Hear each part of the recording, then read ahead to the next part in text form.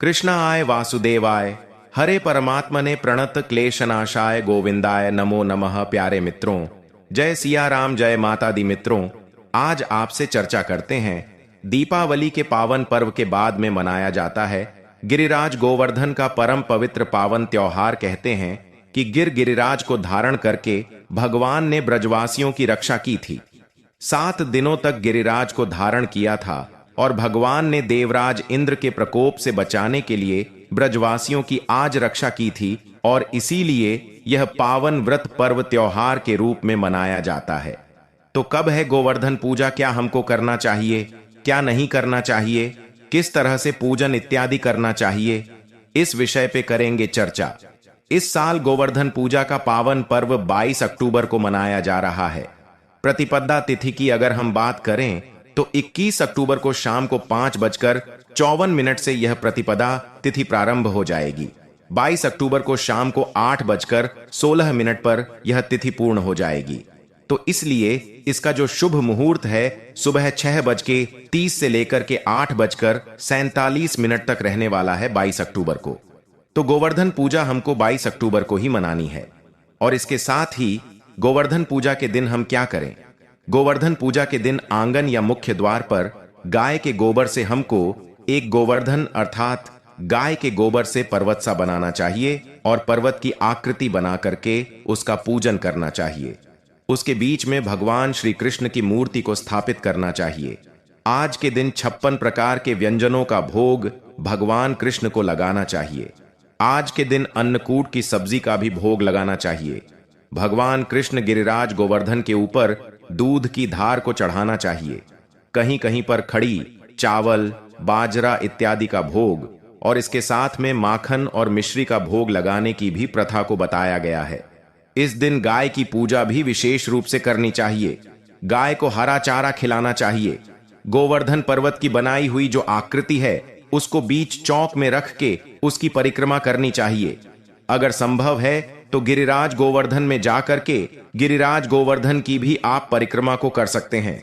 और परिक्रमा करते समय ओम नमो भगवते वासुदेवाय इस मंत्र का जप नित्य निरंतर आपको करते रहना चाहिए। सात्विक भोजन का आज के दिन आपको प्रसाद के रूप में ग्रहण करना चाहिए। गोवर्धन पूजा के दिन हमको क्या नहीं करना चाहिए यह भी मैं आपको बताऊं। तो गोवर्धन पूजा के दिन सबसे पहले जो अमावस्या आती है, एक दिन पहले, जिस पे दीपावली का पर्व होता है, इस दिन आपको तुलसी के पौधे से तुलसी की पत्तियों को बिल्कुल तोड़ना नहीं चाहिए। इस दिन किसी भी पेड़ इत्यादि को हमको नुकसान नहीं पहुंचाना है, चोट नहीं पहुंचाना है, किसी पेड़ इत्यादि को काटना भी नहीं है। गोवर्धन पूजा के दिन तामसिक भोजन का विशेष रूप से परित्याग करना चाहिए, त्याग करना चाहिए। लहसुन, प्याज इत्यादि जैसी तामसिक वस्तुओं को भी आज के दिन हमको भोजन के प्रयोग में नहीं लाना चाहिए। और इसके साथ ही इस दिन मांस, मदिरा इत्यादि से भी हमको दूर रहना चाहिए। लोग जुआ, ताश, पत्ते इत्यादि खेलते हैं, उनसे भी आज के दिन हमको बच करके रहना चाहिए।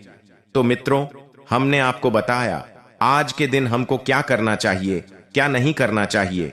तो दोस्तों, इसी पर एक छोटी सी कहानी। ब्रजभूमि में हर ओर उत्सव का माहौल था। लोग बड़े धूमधाम से इंद्रदेव की पूजा की तैयारी कर रहे थे ताकि वर्षा होती रहे और खेत हरे भरे रहें। लेकिन तभी नंदलाल श्री कृष्ण ने मुस्कुराते हुए सबको समझाया, मां, बाबा, इंद्र नहीं, हमें उस गोवर्धन पर्वत की पूजा करनी चाहिए जो हमें छाया देता है, घास देता है, पानी देता है और हमारी गायों की रक्षा करता है। गांव वाले पहले तो हक्के बक्के रह गए, पर जब कान्हा ने अपनी मधुर वाणी में उन्हें प्रकृति की महिमा समझाई तो सभी ने गोवर्धन पर्वत की पूजा शुरू कर दी। यह देखकर इंद्रदेव क्रोधित हो गए। उन्होंने भयंकर वर्षा शुरू कर दी। बिजली कड़कने लगी, बादल गरजने लगे। ब्रजवासी भयभीत हो गए, लेकिन कान्हा मुस्कुराए और बोले, डरिए मत, आइए सब मेरे पास आ जाइए। फिर उन्होंने अपनी छोटी सी उंगली से पूरा गोवर्धन पर्वत उठा लिया। सभी लोग, गायें, बच्चे, बूढ़े सब उस पर्वत के नीचे सुरक्षित हो गए। 7 दिन तक वर्षा होती रही, लेकिन ब्रज का कोई बाल भी बांका नहीं हुआ। अंत में इंद्रदेव को अपनी गलती का एहसास हुआ और वे श्री कृष्ण के चरणों में झुक गए। कान्हा ने प्रेम से कहा, इंद्र, पूजन किसी व्यक्ति का नहीं, बल्कि उस प्रकृति का होना चाहिए जो सबको जीवन देती है। गोवर्धन पर्व हमें सिखाता है कि असली पूजा किसी देवता की शक्ति से नहीं, बल्कि प्रकृति और उसके उपकारों के प्रति सम्मान से होती है। जब हम पेड़, जल, पशु और पर्वत का आदर करते हैं, तभी सच्ची भक्ति होती है। जो प्रकृति की रक्षा करता है, वही वास्तव में धर्म का पालन करता है। तो दोस्तों, ये जानकारी आपको पसंद आई हो तो वीडियो को लाइक करें और हमसे जुड़ने के लिए हमारे इस चैनल को सब्सक्राइब अवश्य करें और यह जानकारी अपने सभी संबंधियों तक शेयर अवश्य करें। हम मिलते हैं ऐसी एक नई जानकारी में। तब तक के लिए जय माता दी, जय श्री कृष्णा, हर हर महादेव।